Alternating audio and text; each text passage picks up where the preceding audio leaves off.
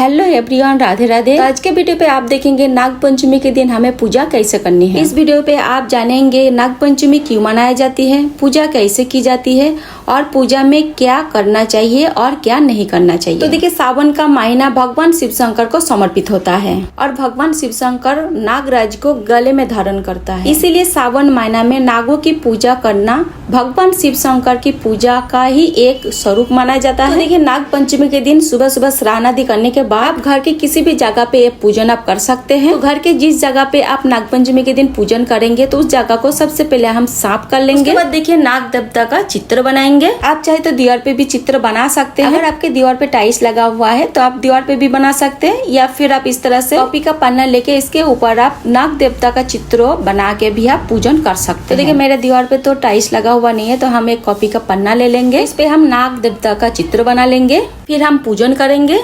तो नाग देवता बनाने के लिए आप एक काजल ले लीजिएगा। तो आप चाहे तो पेंसिल वाला काजल ले सकते हैं, या फिर आप लिक्विड वाला भी काजल ले सकते हैं। तो जो भी काजल आपके पास है आप ले सकते हैं। तो उससे भी आप दीवार पे नाग देवता बना सकते हैं। तो देखिए, पन्ना के ऊपर हम नाग देवता बना लेंगे और ये आप आसानी से आप विसर्जित भी कर सकते हैं। देखिए, 2 बनाना बहुत जरूरी है, एक जोड़ा नाग और नागिन बनाना जरूरी है। इसके अलावा 5 भी बना सकते हैं। तो देखिए, यहाँ पे मैं 5 नाग और नागिन बनाएंगे। तो देखिए, अगर आप नाग नागिन का चित्र बना के इस तरह से पूजन नहीं करना चाहते हैं तो मार्केट में भी आपको नाग नागिन का फोटो मिल जाएगी, तो वो भी ले आके आप दीवार पे चिपका के पूजन कर सकते हैं। या फिर आटे से भी आप नाग देवता बना सकते हैं। अगर आप आटे से बना रहे हैं या फिर पेपर पे बनाए हैं, आपको विसर्जन जरूर करना है। देखिए, यहाँ पे मैं 5 नाग नागिन का चित्र बना लिया है। अब हम पूजन करेंगे। तो सबसे पहले जल के छींटे लगा के भाव रूप में सभी को हम स्नान करा देंगे। उसके बाद हमें दीपक जलाना है। तो आप देसी घी का दीपक जला सकते हैं, या फिर आप तिल का तेल का दीपक आप जला सकते हैं। दीपक जलाने के बाद दीपक हम तिलक करेंगे, यानी पूजन कर लेंगे। तो दीपक जलने के बाद फिर हम तिलक करेंगे। तो देखिए, हल्दी से तिलक आप जरूर कीजिएगा। इस दिन हल्दी से तिलक करना शुभ माना जाता है। तो पहले हम नाग देवता को हल्दी से तिलक करेंगे, फिर हम रोली से तिलक करेंगे। उसके बाद हम अक्षत समर्पित करेंगे, यानी चावल समर्पित करेंगे। उसके बाद वस्त्र स्वरूप हम कलवा समर्पित करेंगे। वस्त्र समर्पित करने के बाद फिर हम फूल समर्पित करेंगे। तो देखिए, नाग देवता को खुशबू बहुत अच्छी लगती है, तो आप फूल जरूर समर्पित कीजिएगा। जो भी फूल मिल जाए वो फूल आप समर्पित कर सकते हैं। सावन के महीने में बहुत अच्छे सुंदर सुंदर फूल भी आपको मिल जाएगा। अब हम भोग समर्पित करेंगे। तो देखिए, दूध का भोग हमें जरूर समर्पित करना है। तो देखिए, छोटा बर्तन में थोड़ा सा दूध आपको समर्पित करना है। तो देखिए, जो भी चीजें हम समर्पित करेंगे ना,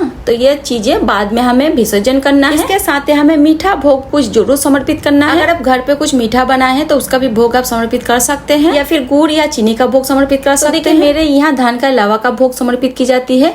तो देखिए, हम यहाँ पे धान का लावा का भी भोग समर्पित करेंगे। अगर आपके यहाँ धान का लावा का भोग समर्पित करते हैं तो जरूर समर्पित कीजिएगा। उसके बाद धूप दीप हम दिखाएंगे। अब हम दक्षिणा समर्पित करेंगे। तो सामर्थ्य अनुयायी दक्षिणा आप जरूर समर्पित कीजिएगा। उसके साथ ही हम 1 लोटा जल समर्पित कर देंगे। इसके बाद देखिए, अगर आप व्रत किया है तो कथा आप जरूर सुनिएगा। सीधे हाथ में थोड़ा सा चावल और फूल ले लेंगे। तो खाली हाथ कथा नहीं सुननी चाहिए। तो हाथ में हम चावल और फूल ले लेंगे। उसके बाद हम नाग देवता का व्रत कथा सुनेंगे। कथा सुनने के बाद हाथ में जो चावल और फूल लिए हैं, फूल हम नाग देवता को समर्पित कर देंगे और चावल हम लोटे में डाल लेंगे। तो इस तरह से हमें कथा सुननी है। अगर आप कथा या कहानी नहीं सुनती कोई बात नहीं, आप सिर्फ पूजन कर सकती हैं। इसके बाद हमें आरती करनी है। तो 5 या 7 बार आप इस तरह से आरती कर सकते हैं। तो देखिए, 5 या 7 बार इस तरह से घुमा कर आरती का स्वरूप माना जाता है। तो इस तरह से हम आरती कर लेंगे।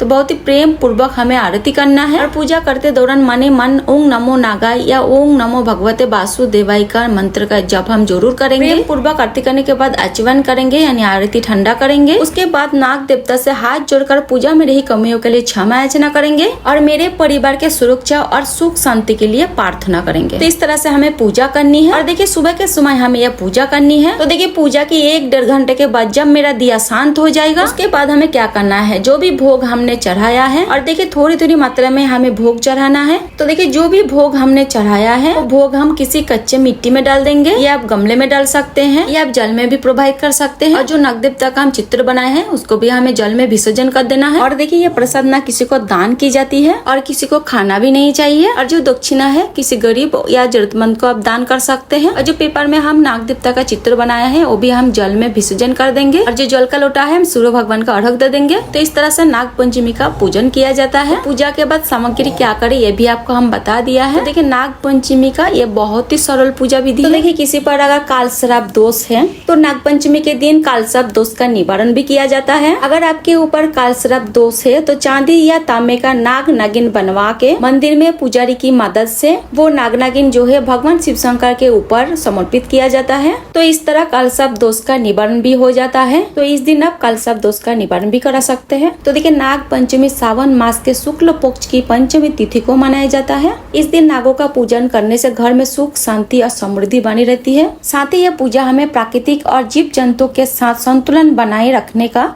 संदेश देती है। और क्या हमें इस दिन नहीं करना चाहिए? इस दिन खुदा या जमीन खरीदना वर्जित है। नागों को नुकसान ना पहुंचाए। लहसुन प्याज और मांसाहारी भोजन नहीं करना चाहिए। इस दिन हमें सात्विकी भोजन करना चाहिए। किसी बार क्रोध ना करे और झूठ ना बोले। तो इस तरह नाग पंचमी के दिन पूजा करके भगवान नाग देव का आशीर्वाद पा सकते हैं। अगर आपको नाग पंचमी की सरल पूजा विधि पसंद आया हो तो वीडियो को लाइक करें, चैनल को सब्सक्राइब करें और कमेंट में बताइए आप कहां से हैं और नाग पंचमी कैसे मनाती हैं। फिर मिलते हैं किसी और वीडियो के साथ। तब तक के लिए राधे राधे, जय श्री कृष्ण।